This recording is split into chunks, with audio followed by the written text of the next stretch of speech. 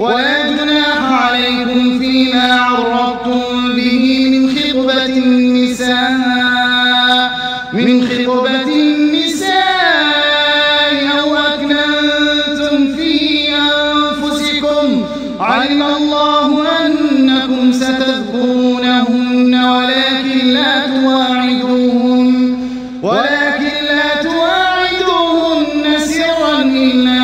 أن تقولوا قولا معروفا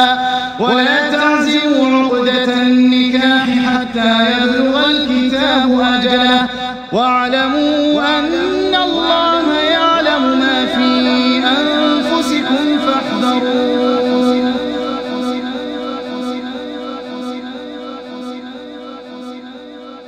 واعلموا أن الله غفور حليم. إن الحمد لله نحمده ونستعينه ونستغفره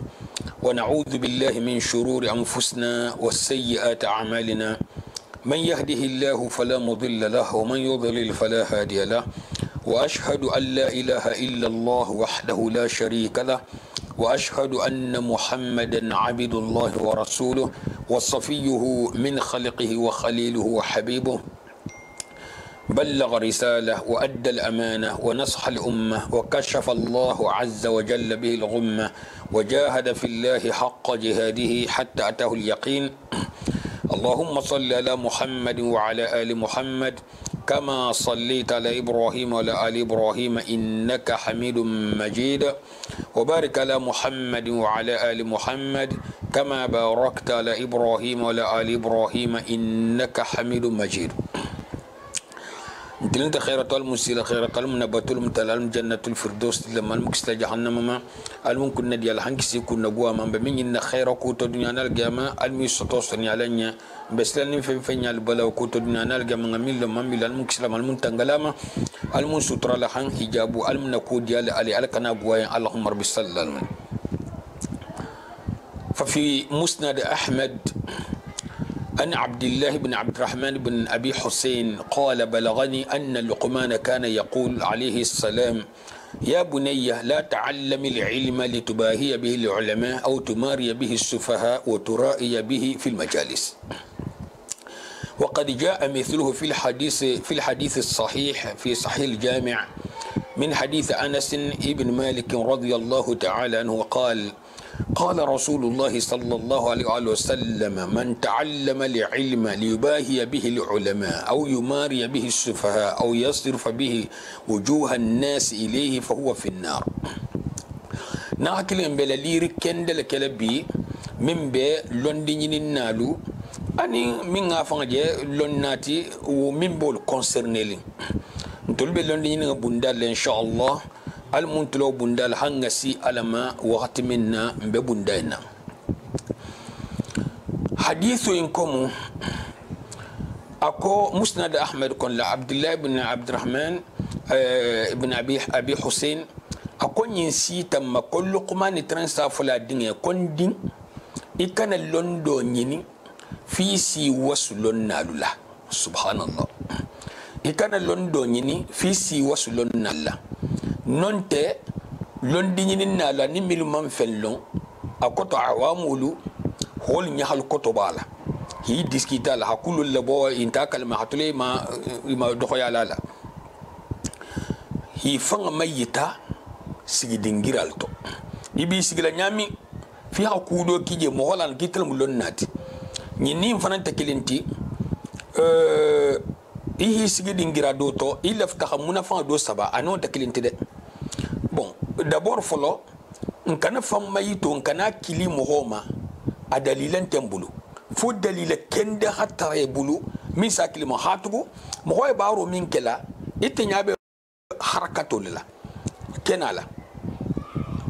asalon nyaadi ko famma italal mu asalon sondo metole al hagigo nyama hatu ise fen sama mira famma itoti famma ikante satra tugo islandi a sondo meto abe khalsarinje para ala harakato bataite ko me famma italal ise do faranja ba fanga keri ala halama aske en konin khalsa dum ke ni hayen bulenta jala butugo ba satra famma italal mo kani fanga présenter danger nyinye ya mo woni tumoto ya fasari nyimu fo may talalte nyimu khalsa dun kel nyimu fo ma d'accord khalsa dun kel mu woto fo hadi dondi har wol ma droit bulu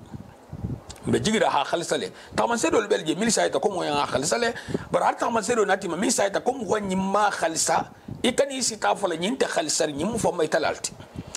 mais mbe kuma la kuma mundun gulun la kan fo may talalte lo ha fangalo taman sedo fanan bala barobe na taya ntol me préciser ko karsa mo fo may talalte puisque ni mo sigi sigi dingira to isteno kumo la bola jela kumo hatili la ya hamuna fan saba jamae sano kelita mo fo may talalte sano kelimo khalsa dun kelti o man jama intéressé kumo nyimbe ku tigole nyinina jama tita nyinina de ni ha mo hoje ni mi ngam hoje ha londo fo nyamene ki be lama kumo tita nyinina de ni isi to resi fan khalagi kumo mbe jon nyinina mo minga lunga kono to ka hayna wulile fi sa ma toho ya hayna wulile fi sa ajagi hayna wulile fasi ila jahiliya itila hala londo itila ate kono ta to holo ni mata la tibantul mema kitino banin kumo sitama asafan makitile ba ta halna hakiminna akonyi sita ma luqman ko tran sa fo dinge kondin ikana londo nyini hi was lonna lula non te hi was londi nyini nala ni londi nyini nala muiti asano kele londi nyini na hi was lonna la sano kele lonna hi was londi nyini nala sano kele lonna li was nyonna londi nyini nali was nyonna sano kele lonna hi wasu jahilula nyimbena abundalamu london tenti misal to kona fursan ko karsa mu lonnalti a fanno bele long mo ko beti ise do karam fanno do biya tel holo etati londo taman se dalilon tenti ko fi hakilon nati ya ko belo dalilan tenti ko pour mo hakilon nati ko fi ko belo dalilan tola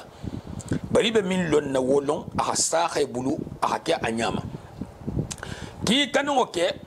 nonte hasufaha ula ko to awamulu mo normal lu milin telon ni ha alama o la telem lonnati milu beten al ko sul datu so xale taxala wul al ko nyamene si du bulo ko si hi nyale lela itel mu karsati subhanallah non te ni hi sigi dingira minna ha ke fam may toti fayda fi ha ku do bo min sena min sem holu nyati lila e kana son nyimma nyimmu ila manan ko kasaro lati nyimmu ila manan ko kasaro lati mbe sagila matugu ni ha mu hoja benkela e kana ke de kabe ne kele de bayta malo na ina mu la fa talu o tabulu harakete nati e kana jam considérer ite min bele merola misal to ni ha mu honya be te ba piske mo hodo bi jase di min mo homa anya ba be lo di kendo dika a haje nyammi ne be lo di kendo dika admin tima a hi fasari ya fasaro ne dum hol ko to alkana mo hoyn dankunde mo kana mo hoyn dankunde ni ne kele la shentanoti puisque a fenne fasar la malo mo malo abe mo hoyn kon lale ala tala al hajju so kono kolo mo tal mun sutrala anata jami'u sahih fanan kon la Anas ibn Malik la hadithu to ako alla kila ha bangi sallallahu alaihi wasallam man ta'allama al-ilma liyubahi bihi al-ulama koni min na londo nyini haditha do discussion bala ko to bari dol na dol ha ala sahale bon ba doyi ni ani be from kili luqman tay ani Anas ibn Malik tay abe from kili nyimbe mo haditha saharan da commentamento ko man ta'allama al-ilma liyubahi bihi al-ulama ni min na londo nyini hi waslun nalla aw yumari bihi as-sufaha non ta'awamulu holu dato sohala aw yasrifa bihi wujuha an-nas ilayhi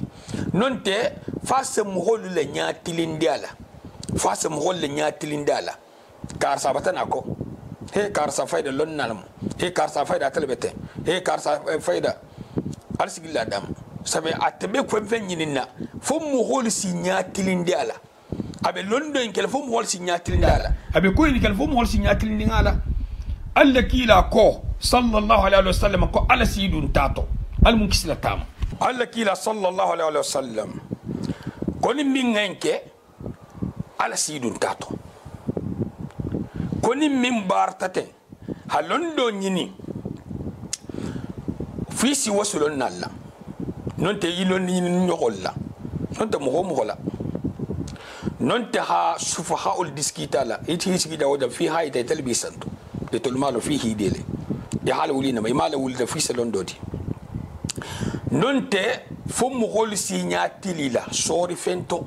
buñar kuto bulta dige kuto it hala wulol ma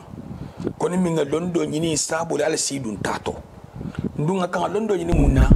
nga kan londo nyini ne khan ha ala long ha ala hakolo hanna batunya long ani min be bularin ko hakka tafana hala tambi mo hol fana may fana ngi la batunya long inte londo nyini na folode kombe mo hollel bol di bodi ete fanga mombo di bodi folo na kilin safo bundaina kuma gila pre baro nyin inte be nyin tole afusi men toro inshallah ama kumarto akunturto afenfento inshallah fu men torato ma mira mosi wakali ni alama mo hola wakalindi kusi fawla bante wakalin alle piske mosi fangalon ni fenfen bato inshallah ko bakoto nsafo beye mugo ni haji darso la al darso tildi na darso la abul kontro non ta kuma kan wala ma ya hala simma mugo mbati la nyun donola ya mugo haji darso kala al darso be tildi na darso la akoto abede darso la sabote kanon ta hama soboti sa ho woni sa bali abuluma ya hala simma akoton te ki hala simma mbe fangala taala mbe gidol taala nti 70 ans ne nta no 70 ans kar sa fana 70 ans bari inshallah mbe sunno laka mbe sawabu fana nyinina nti se wo mgolale iko me senna umar hamim bangi radiyallahu ta'ala anhu ko rahimallahu imra'an ahda ilayya uyubi kalmu inna la jongala min ngaibo akado kanki yamma akoto lonnal ko ko aha akenyen hadiya ta hadimma akoto hake suturo ta hanatinka Allah kila ko sallallahu alaihi wasallam ko kullu bani adam khata'un wa khairul khata'ina tawwabun akobe satantanne limam malikikum radiyallahu rahimahullah ako kullun يصيب ويخطئ إلا صاحب هذا القبر أكون مغمو إسبين سوا ما يستنتا فوق قبر دنكي بستنتا بردون سجون نتنتا جنو ولم بروبلم تي نمين هن نتنتا جي دروا بيان كوفلا إما يحنا ناري يحافو نكلني كلي non te hafu jamato li sitka wo droit bebiye ba non si conseil ku kilnela ni ba fola ya dan kan ya stomade akoto ha jan londo soto ijele mim foten wutu le wuli lan tala wuli nya fanan tala denne mu job kan ta kere itel ha nyaaje ten ina ti bulato puisque londo mu dino lati iham ikibe mo wala tantang la saha le te fanga tata tantang la saha wato to on problem let do bije asisi ga wala tantang la makono asisi ga wala tantang la makono ni man tantang asila tantang diri asisi ga tantang makono fi tantang al ko hila tantang fo ni man tantang asila sawabu kibula tantangati nyintanga ne nyimayat dinoto nyinte mosifa en plupart nami ke ko amele banko abulula hatu nganne nyiman toti wo mun nganne la jahu ya la dino ye dino inna ta de markan alama dino inna ta de markan abele ko me mo sallam surutu afati kan alhamdulillahi rabbil alamin arrahman rahim atu aha katafala naman tambino ko mo se saltam e kan yisgi ha mo wala tantang ko mun nan konko mo wastantan isabe so man na ta hadithuti piska sekele banin tebe min fola seje nyanyi ne de sa nyanyi ne de a haditha buluma a alqana kul buluma ni na ta haditha la xam furunti jammine hal ko haditha sa xare bije hadithu nyimmin genena na fanta la haraman fo kito mbiji hatan ke haditha furin ka hanna ta hake basti hatra kulun tala bazin tala dinoto al munkislawma nimmo ho hatan ho fonu mo ho milun te sunna ku few ibata fote santan ni ko no te samu mo milun te sunna ku isakara bata fo puisque itna mo hotula be kum mo fola man diye au contraire bi buli hakuro fola puisque fana nyabe kitabu lel nimmo ho do tata sto ko kata ho contraire lon ahanati qul hatu burhanakum in kuntum sadiqin babnum nsafutu ko hasagama mo ni ba fola ko usman tantantale alon fola ko tantangale mu de puisque menala bolale nte tula di boto na si tamma ko karsa ko kile ni mutantan non te ile man saha wo bobe kela tariyalla inshallah donc o sabula droit be mo be puisque lefta ku sa harilla nya mo da bartanta droit bi isa ke no nyaminde ha ke o nya na diati sena bola amakena la na diati stama di boto bari non fan sutro minti folo gani bi taati go strala ya habama di boto munna ikan tahatara bodulas fula sabanani le babo koinna irtata bolla kilinne lon bolla fulalon ina ta moyin atakina kumo sata lonna albultuma jama kolonna ko asal sage lonna matuma jama subhanallah na kilinge ibi min karanda kitabu to lonna la kulondo le moti nim mas'alatu bota itafon hi firin ato isa harin habo nyinna mulondoti ihi firin ato sa harin habo nyinna mulondoti kitabu ko la kitabu ya ala arab kan mu ya fasari qala yaqulu qul nyimmu kitabu to la londolti nin kitabu ngoti nyako silem few ibaba bati negin julayala ibata dunya kono ifan abi fan wabutu kunti bullaja isa boda nyadi janne mukke yati iko men safo nyamene ne kanto ntiki ya nyini na dino to jande fungu bari koto janne mu bo dingirati janne mu hoto hola dingirati ala titre dingiral jenti ama mo hakan ya non fahamu betre misal to nga fo sai mas'alatul bodin gira saba nani bala ni lon nal ko haram la yajuz mahdhur nimbe mu haram to dolti la yahil ato fo nya hasiya bari ni ko ni rajih wa marjuh isko mu haram walti asfu malakun man da la yajuz abadan salto sana dalilul san dalilul ifanga habu nyonti de mu dalilul ki puwa tan ne bala de mu dalilul ti puwa lul bala puwa tan yin habuli puwa lulu me ki tira no puwa tan nyala sawabu buluma bara koton te ko puwa lulu mu tan tan lati o ko to kama sa khame ki haramul mun no bari atele puwa min nga fi sa puwa tan yin bara wala mu tilingati balunna lu nene ma fu marjuho makola ya juz bodingira sifai libe infola isa anya sifa mo holie nyin seke nyin fana seke ba doin na hafisa dointi nyin na hafisa nyinti c'est normal nyin na hafisa nyinti anin doin nyin mandaha doin dahata wonta bunda kilinti bunda misimbala muyilti mimbe hatta jurin allonna luma wala haken se biye tege wato be mbe dendi lonna lula na godo be biye leto na godo be ne samtol leto na godo be ne sakela to na godo be camera to na godo be face file leto munna al kon se siake soma na hakilin londo do bi je fuyi khafuye don ba foliye min ba foliye wala be degré dilimato min be londo nyin foliye wala be degré dilimato londo do bi sa do fanye do sana la mutela kotente londo do bi sa do fanye asisa ha nyaki londo do bi je mogofula sadi mogofula ma don ngadi mogofulu ma al ila londo Kenya puisque mas'alatu sai asano kala boarding graph la sabana lulubala do inga jaman nasaha do in sano kala ha mas'alatu yin fem bala min ha bele saha hatta hanya la tumba be to khoro hodi bulu ala londo ka sabu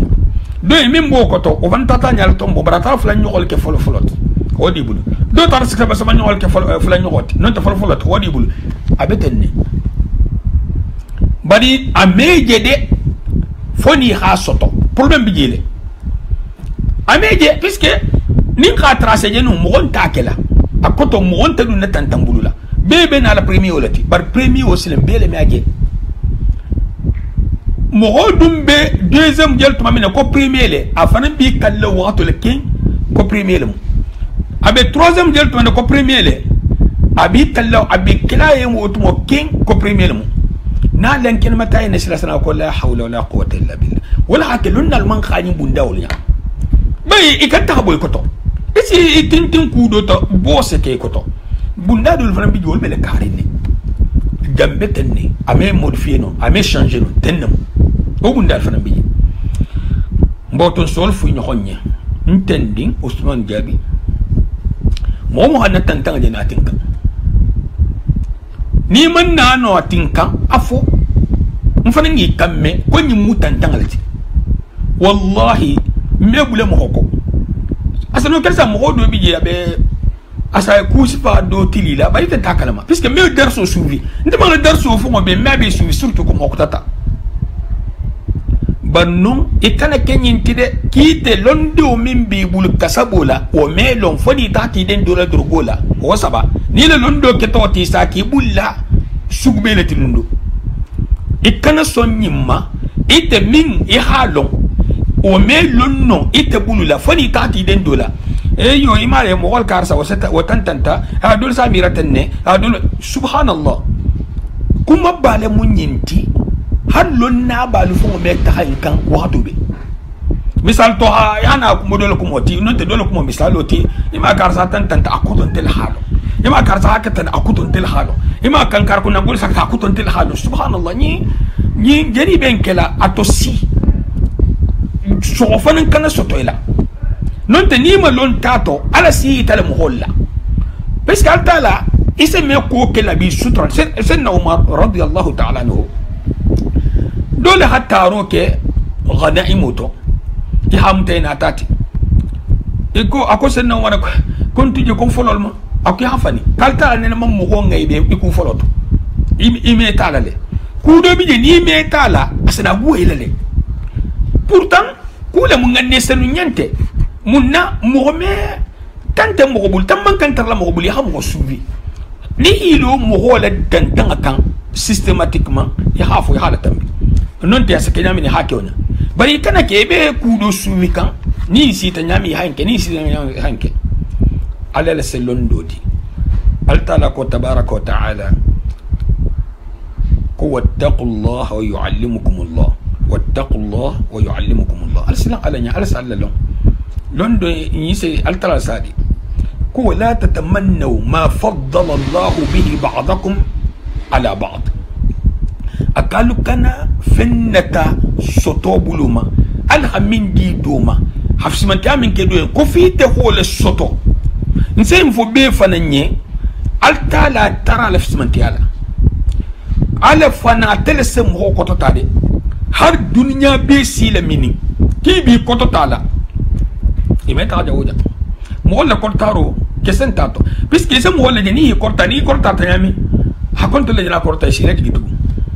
hada madinga tabu atel lafta yela ni ai hayje ana hije anyato akori kolem no tatel lafta shire gi me ko be anal bul konta mo hobul ya mo je nabi nyato le nyin lunga yen ko ala la hanyi sefe folo jani ben sotola ikana ta mo holu ko anyini ala bulu ni ham ko ja hasiyati na fulula hasiyati kenyala hasiyati kiwyala hasiyati londola hasiyati al yasranga hasiyati fenfenna khaira kuto mo ko intuje few fu intembulu abe alal bulu ni hi sitala i khalagi jilo be bola janne ak nyinne sana ke mo hobul hasibiyat atel se ke mo hobul hasibiyat hana ko ko buli mi ada bulana butu asa tribata problem sto bay tumoto bete kaskanne ya ku do me mo wala ko to na si ni si ko no se kasi alhamdulillah inta hanna firinne ku sifa samanto terol benna guwaju hol benna bari ku kilin ken ngore marke nin min be gwala nin ni manyin kay me dalila fonni wa ngore marke nin ni be gwala nin ni manyin kay te dalila folani nin mo hoy fatanna na be kala dalilu la fatanna ba dalilan ta minna ime ku noto kar sa man fen fu yew ni ko mo hoyen fen wo fe nahi toron na koto ha fonni ya bata silul kay biske do bigi ni hala defo fa ya galale wala hakini ni mo kafta wo fa fen wo fe nasi toro ntela koto afonya asa tratugo bata kura hanyi na buta wata lamdo ha ko nambaran tije fitinan tije datu ko tije ku ya hun tije banna hakile ni taman wo fo woye hawo ta ke keloti ta ke soboti don ngay ni nya ni tigo bata hujjatu strekan altalaya Moses sile saya dungo nya puisque ni fata lu minna ni mena la ko ma jena fonya minna ninga min kila afonya sa 35 kilo te ganoima ntel mu kel te gala tintel mu ku jaw kela tintel mu ila ni nati barafo puisque mo o se ku do ke sa 30 bon mala ka ku kyo baraki te mi de te bata wuli di mi ngabulu afay fay de jena ku min ken ni mbetene bon non ni min leftale ko ngasta wabo bula ku do le bele sitir bulu ngota mamo valer di moma ni sawabo don bibulina tati ni sen tabula ngabule ta ko itar musawabut bari hafutan dron intelaften la nyimbulka subhanallah muhammad da ko mal tal handa le ko ngatel batu man da ko ngi hon batu man da fa ko ngi hon na batu fuka sen na fu ngi hon konto dia kanto be jigirin message abesila le adunke bema wala suturu habum beye wala fanan hafisan beye be han nyatri na londi jini la na nyatri fe na min sen nafa joto fo nafantala jidalu haram nafanta minna banin khatarnu jidalu ta haramoti man silan mujadilunya jidalu ko to munti ya ko mo fo mo hoye gidalu koto ya hakumo fo mo ya me ajabino atahata fo itisa ajabino gidalu mo hola kusanya gidalu la akoto le joti badina fantala parce que seno fen do to ben mo honya koto itante sawaba dal mo sawaba di batani ngala mutala na fajo on bola e kana ke mo ke wonti de e kana ke kunnin to ben nati ke mo geleti bo gela ya khabara ale inna musunnoti alla kila fananko sallallahu alaihi wasallam ako laysa minna man la yahtarimu kabirana kum hontento mimme ki balbunya ni mo ha sunno kili ya kan haki balbunya be sunnolto nga lonna do kumata adun tabundaina ala kuma musawabul ko dolbi ki ha sunno ke burani ko selati anin kurto la kunto anin fani fi misalto sunno abe sunno kono buronte dani sunno ma ki babunya sunno to ha hinna dinne lo be sunnol sunnolte gose kam sunnolte buram sunnolte soro sunnolte hinna kam sunnolte sunnol la kutakta e kana dole kutakta ha do te fanya ha do tuji e kana ke misalto sunno min mo londe sunno la e wota nyame to yi ibe tinyaro be to kana sonma sunno ke babu ni min ga kotote surtout nal bebe madhhabu kilin naka na hakkoto ti sa respectele ikan sama wo musunnolati wo tinya musunna baliyalati atinya musunna baliyalati man dinan tungul tarona hata saybul mahna bla sayna mi tarona shi mi hon bunyale e kuma min folay ani bala ko mutal nyaminna geto ku kilna fanan bije fo mo hayna lo e ko mo kewngole mo kewnte nta ka korosi ko mo ko kewngale amalon ta ka hakiw nyinde nyo ko ju hatta kere kew yaay ko to munti jangol se kew ya sifa mi fote akoto ataka tare mo hakilo sunya la sur place a tare mo nindila mo ma sur place bal est ce que sur place o trolo ma ta trolo an nindita min mata najina min hakilo sunya najina sunya min nyali be sana nyajile ni lu be ha nyaaje ibatalo dum matati yama problem je kew yala moti kew antoti kew yam munti ni kusiba na de hiso puisque ina nyaaje la ba be dal nyaaje la nin ku fa na hey sobo ila miningal se tu ibe kudo nyaaje li la koto iba folo ba kono la be kenala ba kono la puisque hada madine ase kona ko nyaaje mukallafo na ko nyaaje batanya je ko na bo gela min se ke hake officiellement ni min son tato ab ko kenala bara kono to al hakela oka akoto al hakele kenala albe kunturin bara kono to hakengala kiman kuntu kuke albe nasawma wassalamu alaikum wa rahmatullahi wa barakatuh.